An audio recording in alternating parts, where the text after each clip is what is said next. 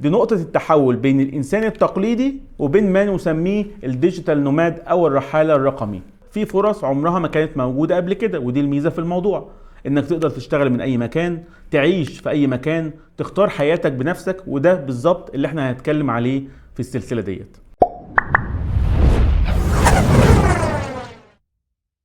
أهلا وسهلا بكم، أنا دكتور إيميجريشن، أكبر صانع محتوى في مجال الديجيتال نوماد في الوطن العربي على السوشيال ميديا. خلينا نخش في الحلقة على طول. احنا النهاردة هنتكلم على شغل، ولكن مش بالطريقة التقليدية اللي بتسمعها في اي مكان. اللي هتسمعه دلوقتي مش محتوى تحفيزي وخلاص، ده شرح واقعي جدا ليه ملايين من الناس في 2026 بدأت تفكر تفكير واحد بس: ازاي ان انا اعيش الحرية، وازاي انا اخرج من دوامة العمل التقليدي. طب استنى كده، عشان قبل ما نكمل هنسأل سؤال سريع جدا.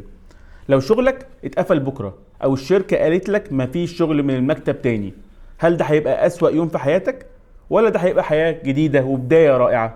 خلينا نبدأ من هنا.